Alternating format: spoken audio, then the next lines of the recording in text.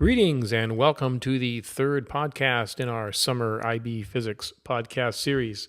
I hope as you're listening to this, you're listening on your iPod, perhaps reclining on the beach, laying in the sun, ready to do some physics. If you have your SOCOS packet with you, that would be even better.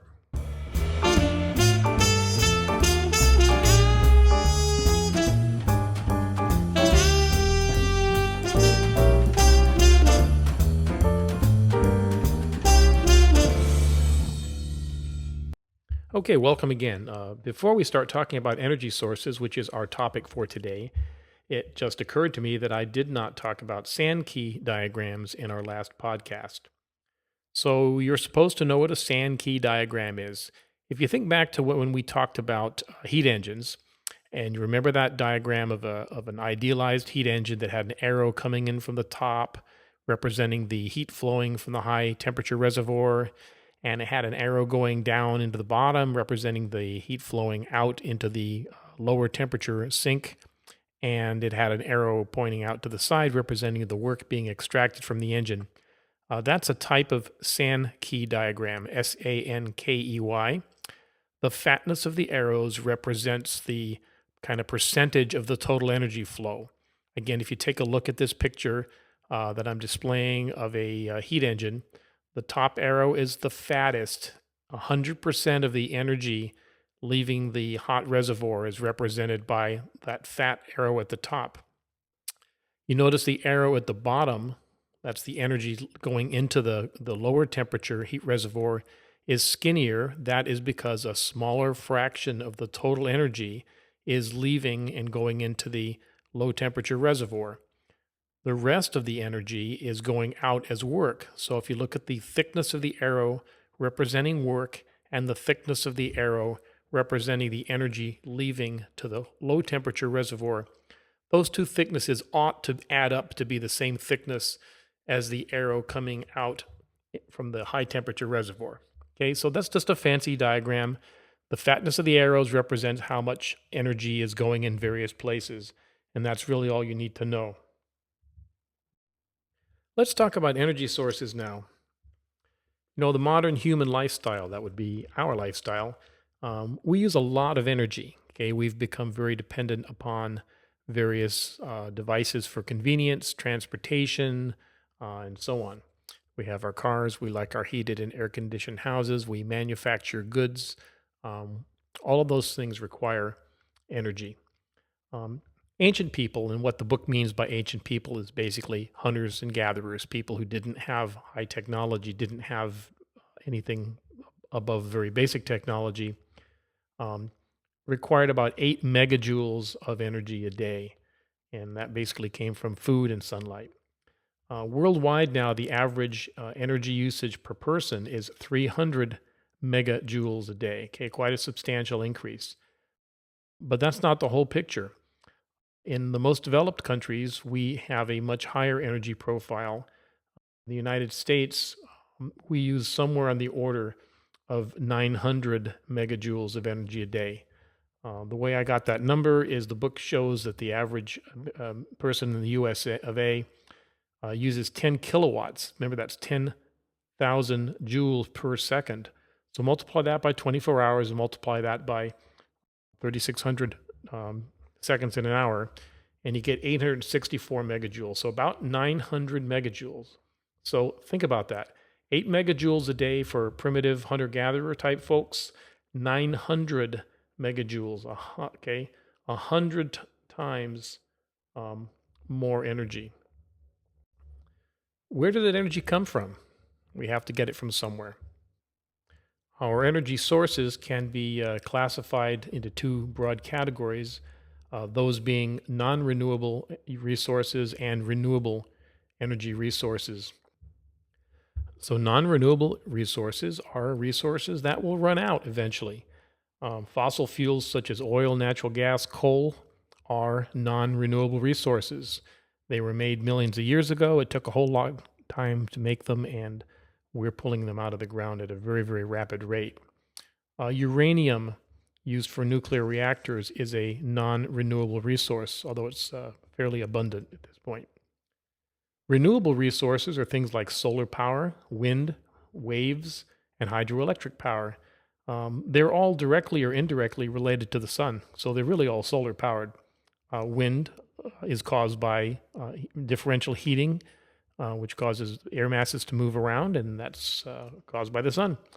Hydroelectric power is solar in a sense because it's the heat from the sun which causes the ocean water to evaporate, forming clouds, which allows it to rain, and so on.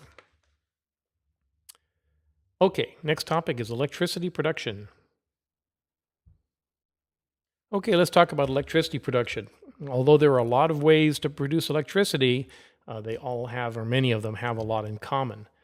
You basically start with some kind of a fuel to generate heat. You heat water, the water turns into steam. When water turns into steam, it expands by a factor of about 1,800 times, and that steam is used to spin a turbine. The turbine turns a shaft. The shaft is attached to a generator, which is basically coils of wire turning in a magnetic field. And by the Faraday induction effect, we make electricity. The main difference between the various forms of electricity production are the ways that we get the water hot. Okay, some power plants use oil, some use natural gas, methane, some use coal, not so much anymore. Some use uranium. Nuclear power plants get their heat by the fission or splitting of the uranium atoms. We can produce electricity by wind, and when you have wind, you basically have a wind turbine, a big propeller that turns a shaft directly, which turns a generator. And then you have hydroelectric power. In hydroelectric power, you have water stored in reservoirs. It's got lots of gravitational potential energy. As that water is allowed to fall through a chute, it spins a turbine, which is attached to a shaft, which spins a generator. The one category that sort of stands on its own are photovoltaic cells, okay, sometimes called solar cells. And in photovoltaic cells, you have solar energy light being converted directly into electricity. No shafts, no mechanical stuff. Okay, let's talk about each of those fuels a little bit. Fossil fuels, as I'm sure you know, were formed over millions of years. And there are some pluses and minuses, some pros and cons of fossil fuels that are mentioned in your book, but I'll read them with you right now. Although with all the talk about the price of oil, we may not be thinking about fossil fuels as being an inexpensive energy source, but actually in the big scheme of things, they still are. Okay, so advantages of fossil fuels are they're relatively cheap, that is as long as they last. They have a high energy density. We've discussed energy density before. Fossil fuels that's one of their biggest advantages. They have a lot of joules per kilogram. There's a variety of engines and devices that we've built that will use fossil fuels to do work for us. And we have a huge infrastructure in place. You think about the pipelines which deliver natural gas to your home for heating and cooking, the network of gas stations we have across the country for distribution of gasoline to automobiles, and so on. So we have a big supply chain that's been in place for quite a long time. Fossil fuels have some disadvantages. Fossil fuels are a non-renewable resource. At some time or another, we will run out of fossil fuels. There's lots of debate about how soon that'll happen, but some people think that we're going to reach peak oil production fairly soon, which doesn't mean we'll run out of oil, but it means that at some point, the amount of oil we're pumping out of the ground will no longer be able to increase as our demand increases each year. It'll flatten out and eventually go down. The slope will become negative. Another big disadvantage of fossil fuels is they pollute the environment. They are based on carbon, and so they put carbon dioxide in the atmosphere. Carbon dioxide is a greenhouse gas. We'll be talking more about the greenhouse effect, but that's one of the big downsides now of fossil fuels. So one, we're going to run out at some point, and two, they do pollute the environment. Okay, next we have nuclear power. And when we talk about nuclear power, and you hear people talk about nuclear power plants, we're talking about nuclear fission, that is taking uranium-235 nuclei and splitting them, and a lot of energy is given off when that happens. Uranium-238 is the most abundant isotope of uranium. So if you go and mine uranium, that's how we get uranium. We dig it out of the ground. And when you dig uranium out of the ground, about 99.3% of it is an isotope called uranium 238. Only about 0.7% of the uranium that you dig out of the ground is the form that works in nuclear reactions, and that's called uranium 235. The trouble is the uranium 238 and the uranium 235 are perfectly mixed together. It isn't a matter of going and looking for a pile of uranium 235. That doesn't happen. What you find is uranium, but if you looked at the uranium atoms in a sample of uranium, most of them would be uranium 238, and only a very small percentage would be the uranium 235, which is what you want. So once you mine uranium, you have to somehow separate the uranium 235 atoms out of the mix of 235 and 238. And that process of separating out the uranium 235 atoms, which are the desirable ones, that process is called enrichment. So sometimes in the news, you'll hear talk about some country or another has a nuclear enrichment program. What that means is they are working on technology that will allow them to take uranium ore and separate out the uranium 235. The reason that's a political issue is that uranium 235 can be used not only for generating electricity, but it can also be used for making nuclear weapons. Okay, let's talk about the pros and cons of nuclear. Okay, I'm reading this pretty much right out of the book. The advantages of nuclear energy are you have a very high power output. In fact, the energy density of uranium is several orders of magnitude greater than that of fossil fuels. It has an incredible energy density. There are large reserves of nuclear fuels. Okay, we're not about to run out of uranium anytime soon. There's plenty of it. Nuclear power stations do not produce greenhouse gases. This is causing quite a kind of a dilemma for environmentalists because for many, many years, people that are sensitive about the environment have been very opposed to nuclear power stations because some of the disadvantages, which we'll talk about. But all of a sudden, the alternative in many cases to nuclear power is to burn fossil fuels. And fossil fuels produce carbon dioxide, which contribute to the greenhouse effect. Okay, so we got a problem here. There are some disadvantages to nuclear energy. One is that the radioactive waste products are very difficult to dispose of. Some of these waste products have extremely long half-lives, some of them on the order of 10,000 years. Nobody wants that in their backyard, so it's tough to figure out what to do with the nuclear waste. Major public health hazard should something go wrong. Okay, there were a couple of instances in the last 30 years where there were problems at nuclear power plants. There was a release of radiation at an American power plant called 3 Mile Island. Back, I believe that was in the late 70s. And in the 1980s, there was a disastrous accident and result in fire in Chernobyl at a nuclear power station in Russia, the Soviet Union at the time. There are problems associated with uranium mining. Uranium is pretty toxic, and you don't want to breathe it in. It gives off radon gas, which is a strong carcinogen, so pretty tough on the miners. Another big downside to nuclear energy, and this is why we don't want other countries to have nuclear energy, is you can use the materials for making nuclear weapons. So the proliferation of nuclear weapons is a problem, and since nuclear energy is a viable way of making electricity for other countries, there's kind of a political problem there. Another source of energy is the sun.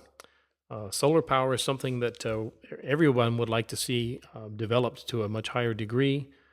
Solar power is a renewable resource. That is, the sun. As long as the sun is shining, we're not going to run out of solar energy.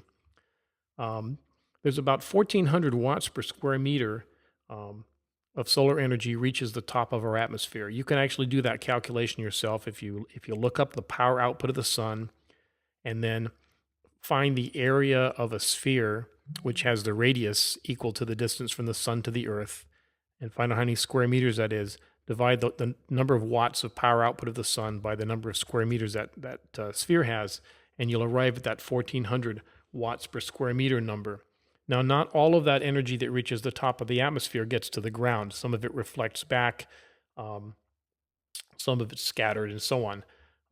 The number that is a good number to remember, because it's a nice, easy number, is 1,000 watts per square meter reaches the ground. So the average solar energy when the sun's shining, reaching the ground, is on the order of 1,000 watts per square meter. That is if the sun's rays are coming in perpendicular to the ground. So that's really only valid relatively close to the equator. But 1,000 watts per square meter is a good number to memorize. There are devices which use solar energy are categorized into sort of two broad categories. There's one group called active solar devices. And basically, I don't know why they're called active. They seem pretty passive to me. But basically, in an active solar device, the sunlight is shining on something like a black pipe with water flowing through it or something like that. And basically, the sunlight heats the water. Um, very low tech, effective, easy to use, not very complicated. Um, Last year, my wife did some traveling through eastern China in a region in some villages near in China, but near the Tibetan border. And she was in a village that was 2 or 3 hours by horseback from the nearest road. There was no cars in this village or anything like that. Very, very remote village. And these houses all had hot water because they had these solar heaters on the roofs of their houses. And that had changed the village life considerably over the last few years because of this convenience of having hot water. Another way of using solar energy is to use photovoltaic cells or solar cells. And solar cells are solid state devices which convert sunlight directly into electricity. Okay, if you have a solar powered calculator, for example, that's a photovoltaic cell that's in the front of the calculator. Okay, let's talk about the pros and cons of solar energy. The advantages are it's free.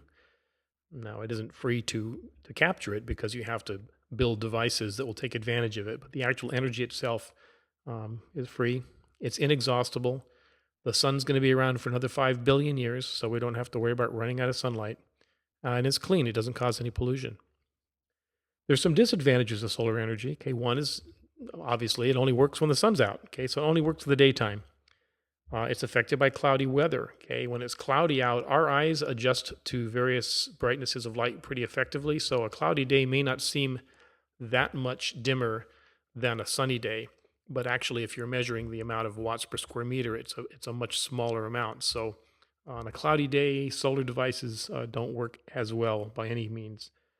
They have a relatively low power output, which means that if you're going to generate a lot of energy, you need a big area. So when people think of solar power production, they think of places like the desert where you have relatively clear skies, lots of sunny days, and a lot of space. And right now, the initial costs of solar are very high. The solar panels are expensive to manufacture, and that's a downside. So the good news is once it's all in place, your electricity is free. But the bad news is you have to pay for all this equipment ahead of time. When we talk about solar power, there's a word that you need to know, and that word is insolation, okay? And it sounds a lot like insulation, but it's a different word, okay? If you look at the spelling, it's INSOL. SOL is the name of our star, right? Solar, okay? So insolation is basically the number of megajoules per square meter per day that an area receives, okay? So when we talk about that 1,000 watts per square meter, if you multiplied the 1,000 joules per second per square meter, multiply that by 24 hours, then multiply that by 3,600 seconds in an hour, whatever number you'd get, that would be the insolation. That would be in joules per square meter per day. And if you divide that by 1,000,000, you get megajoules per square meter per day. Another way of generating energy, electricity, is with hydroelectric power. And in hydroelectric power, basically, you take advantage of the fact that water in high places has a lot of gravitational potential energy. If you can capture that energy as the water falls from a higher place to a lower place, then you can get it to spin a turbine and generate electricity.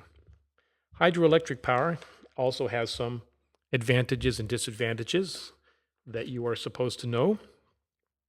One advantage is it's free, and in the book, notice free is in quotes because it isn't free to build the structures required to generate the electricity. It's just that once you have all those things in place, no one's charging you for the water that goes through your generators, your turbines. It's inexhaustible. Okay, as long as it keeps raining, there'll be water coming down stream and filling your lake, and it's clean. It doesn't have a carbon footprint. It doesn't put any carbon dioxide in the atmosphere. Disadvantages, it's very dependent on location. You have to be somewhere where it rains adequately, and you have to have lakes and dams and so on. So you can't generate hydroelectric power anywhere you want. A large amount of the hydroelectric power that we buy in California comes from the Pacific Northwest. Some of it comes from British Columbia and Canada. They get a lot more rain there. They have a lot more hydroelectric power. Another disadvantage of hydroelectric energy is it requires drastic changes to the environment. When you build a dam, you're changing the ecology of the area dramatically. A river turns into a lake, fast moving water turns into very slow moving water. When water moves more slowly, sediment falls out. There's a whole bunch of things change, and the plants and animals that live in an area will be changed dramatically when you build a dam. So it has environmental effects. And the initial costs of hydroelectric are very high. As you can imagine, building a huge dam is quite an engineering feat, and it costs a lot of money to do that. Another source of energy is wind power, okay? And with wind power, basically, you have wind that spins a wind turbine, which is like a big propeller in the air, and that turns a shaft, which turns a generator, which makes electricity. If you've ever driven out towards Banning Pass, if you go out towards Palm Springs, you'll go through an area where there are a lot of wind turbines. That's the only place I can think of in Southern California where we have them. Another way of generating energy is with wave power. And with wave power, you have some kind of a device, and some of these are described in the book. I won't go into detail here, where basically waves have energy. And if you can get the waves to move something back and forth and take that kinetic energy and use it to make electricity, then you've got another source of energy from the waves. Let's talk about the advantages and disadvantages of wind power. Wind power is free because the wind is free. It's pretty much inexhaustible. It's clean. It does not have carbon emissions. And it's ideal for remote island locations, okay, places that have a lot of wind, and no one's going to complain about the generators being ugly and so on. There are disadvantages. Of course, it only works if there's wind, so it's not dependable, and the wind has to be pretty strong before they start to work. People will sometimes comment when they drive past the wind farms out in Banning Pass near Palm Springs, and they'll say, gee, every time I drive by there, half of those wind turbines, or maybe all of them, are not turning. And again, it's only when the wind exceeds a certain threshold do those things spin and make electricity.